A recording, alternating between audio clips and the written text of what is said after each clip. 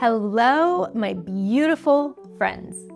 One of my most popular videos is a Christmas gift-giving guide. So I thought, why not make one for Mother's Day? You know, something cute like gifts for the hot mom, the tired mom, and the one who just wants a hotel room and silence. But as I sat down to write my outline, something about that didn't feel quite right. I realized Mother's Day isn't a one-size-gua-sha-fits-all holiday. It needed to be more like a sacred sermon in stilettos with a side of sass because, well, obviously. I kept thinking about what Mother's Day actually feels like for so many of us. Not just the brunch and flowers version, although they are pretty, but the layered, beautiful, and sometimes bittersweet kind of day that affects us differently depending on our story. That's when I realized I don't want to talk about gifts. I want to give you one. A few moments of honesty, a little laughter, a deep breath, and a reminder that whatever your version of motherhood looks like, you're not alone.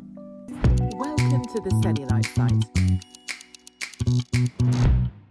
I used to own a retail shop, and every year around this time, I'd watch the moms and the daughters walk through the store after a delightful lunch, laughing, shopping, a lighthearted day full of inside jokes, playful eyeball rolls, and smiles rooted in shared memories, the kind of love that spans generations. And every year, a little part of me ached because that wasn't my story, not back then. I didn't grow up with that kind of bond. From 9 years old, Mother's Day felt like something I had to survive, then celebrate. But life has a way of surprising us. And about 30 years later, I was given a second chance. I was embraced by a woman who did not give birth to me, but who showed up like she'd been searching for me her whole life. She used to say she always dreamed of having a daughter, especially one with blonde hair. And somehow, through a series of events only divine intervention could orchestrate, we found each other. And yes, we look alike. But more than that, we felt like family. We would talk on the phone for hours, even though we lived just over a mile apart. We argued over my choices in men, can't blame her, house paint colors, and my hairstyle. She hated the way I flipped my hair. She once tried to set me up with an English Earl, and as frustrated as she was, she still loved me even after I turned him down. And when she got sick, she would show up at my doorstep, crying, scared, in pain, trying so hard to be strong for me while needing somebody to tell her that everything was going to be all right. Being by her side through the treatments, the surgeries, the hospital stays, felt like a cruel joke the universe was playing on me. I'd finally felt a mother's love heal that hole in my heart, only to have it ripped wide open again. My first mother left by choice. Another gave me love and was taken by fate. During that time, I used to ask myself, how do you survive losing two mothers in one lifetime? But when I stopped feeling sorry for myself, I realized something much deeper. I was brought to her so she wouldn't be alone in her final years, her final months, and her final days. I still feel her everywhere, in the quiet, in my dreams, in the space where pain and peace finally learned how to coexist. She filled my void, and I filled hers. Holding her hand as she took her last breath, the quiet miracle of being with her at the end, that will forever be my Mother's Day gift. The one I always longed for, and the one that I will carry with me through the rest of my life. She didn't give me life, but she gave me something just as powerful. A place of belonging. A kind of love I never thought I'd get to feel. She didn't have to love me the way she did, but she did. And that love changed everything. So my beautiful friends, Mother's Day comes with more than flowers and cards. It carries stories, emotions, and sometimes a little baggage. While Hallmark stakes its claim on the picture-perfect version, by now, you know I'm talking about the real stuff. The messy, magical, sometimes maddening layers of motherhood.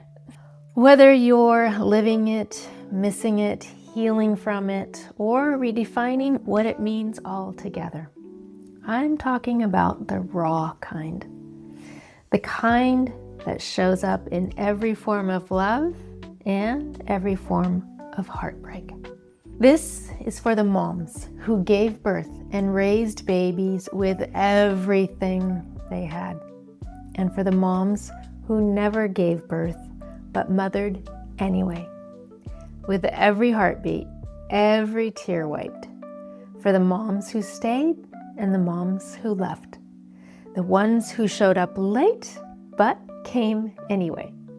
And the ones who didn't come at all. Who left us learning how to show up for ourselves. For the women who adopted children that needed more than a home. They needed a heart big enough to hold their broken pieces. You gave love that wasn't born in you, but bloomed in you. And to the stepmoms, the bonus moms, the women who loved children they didn't have to, you walked into a story already in progress and chose to love anyway. You held space where others left gaps. You showed up for the birthdays, you showed up for the breakdowns, and the teenage attitudes. Not to mention the awkward modern family group holidays. It's hard as hell to raise someone else's children, and you are there with heart, with grace, and with grit. You are not a footnote. You are not an extra. You are an essential. And you prove that real love isn't instant. It's built. You showed up and earned it. And that kind of love, well, that's fierce, that's rare, and that's unforgettable. This is for the grandmothers, the matriarchs, the memory keepers, the ones whose recipes, wisdom, and side eyes raised generations. I can't even do it. Some of you are raising your grandchildren now, wrapping your arms and your wisdom around another generation. Some of you are no longer here, but your presence still lingers in our stories, in our kitchens, and in our strength. You remind us that love isn't always loud. Sometimes it's soft hands, big hugs, and knowing when to say nothing at all. You are our roots, and we rise because of you. This is for the moms who are tired, who are running on caffeine, dry shampoo, and sheer willpower since 2006. Dreaming of bubble baths, drinking something with a stem while on a Netflix binge. This is for the moms surviving behind closed doors. The ones in relationships that dim their light, break their spirit, but haven't broken their will. You're still showing up for your children, still hoping for better days, still holding it together in a world that only sees your smile. And if it doesn't feel like it now, you will find a way. You will get out, you will heal, and you will go on to find your dignity, peace, a love that honors all that you are. This is for the career queens, the ones mothering their dreams, their teams, and maybe a spoiled fur baby or two. You're climbing ladders in stilettos, blazers, juggling deadlines, and still getting it done gracefully, fearlessly, without asking for an applause.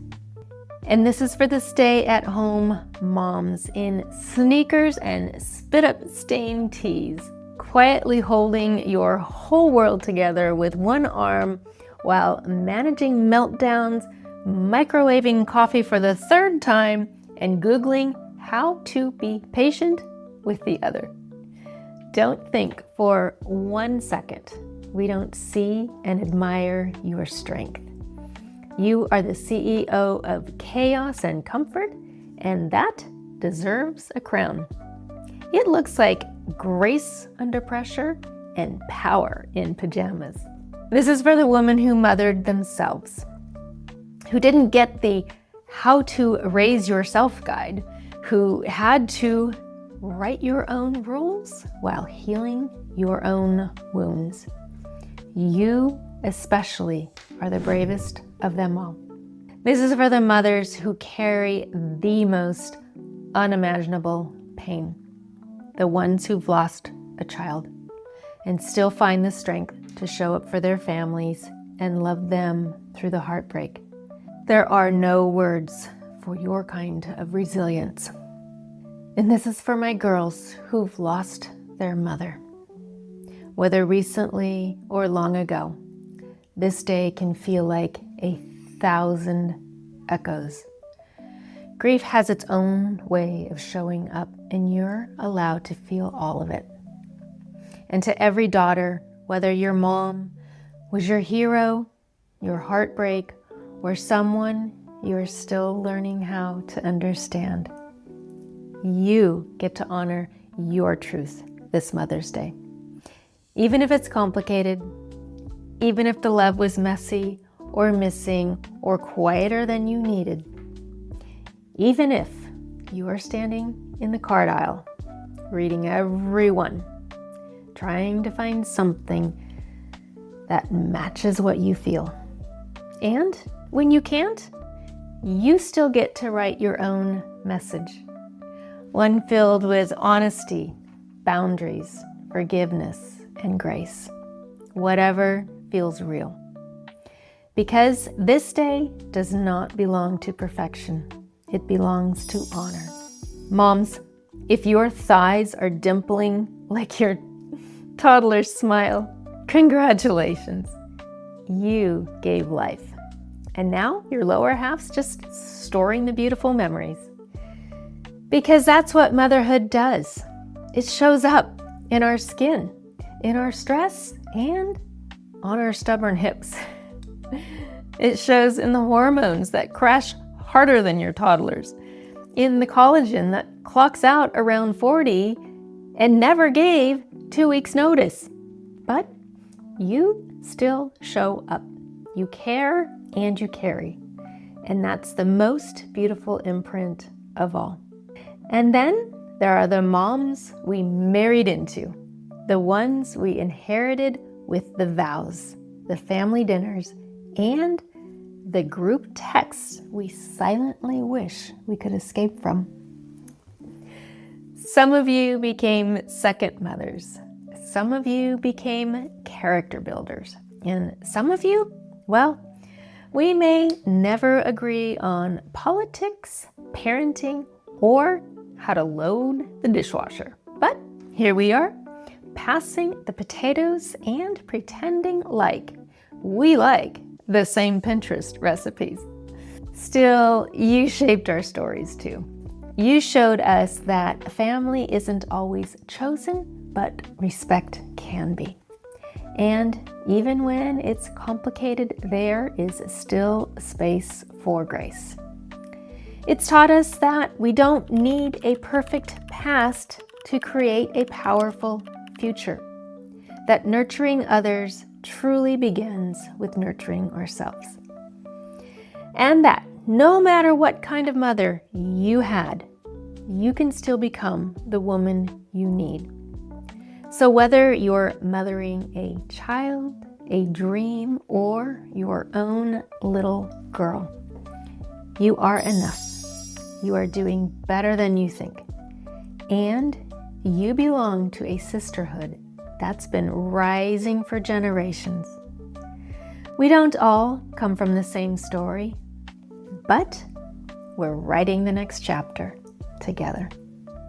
So, wherever you are in your journey, to the woman who gave and the woman who grieved, to the woman who held us up and the ones who had to rebuild from the ground up, motherhood isn't one story.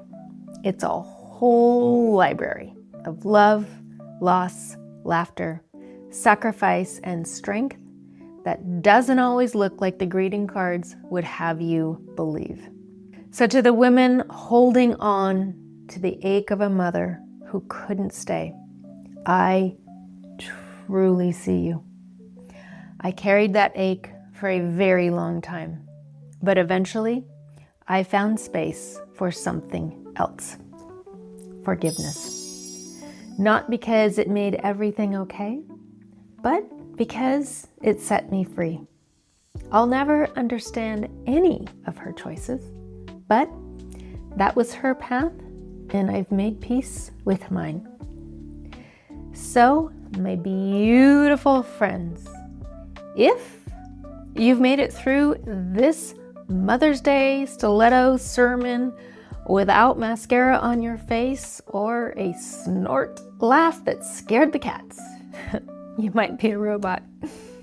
But for the rest of us, this was the ultimate emotional exfoliation. Mother's Day, scrubbed, steamed, and sealed with a crown.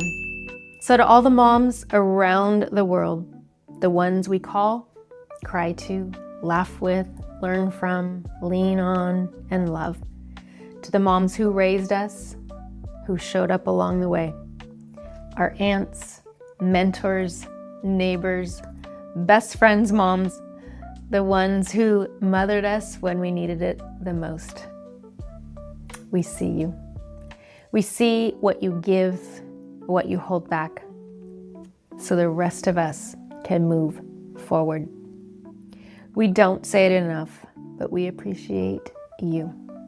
Not just today, not just when the flowers arrive, but always. Happy Mother's Day. Empower your journey one day at a time, my beautiful friends. I love you, and I will see you in the next episode.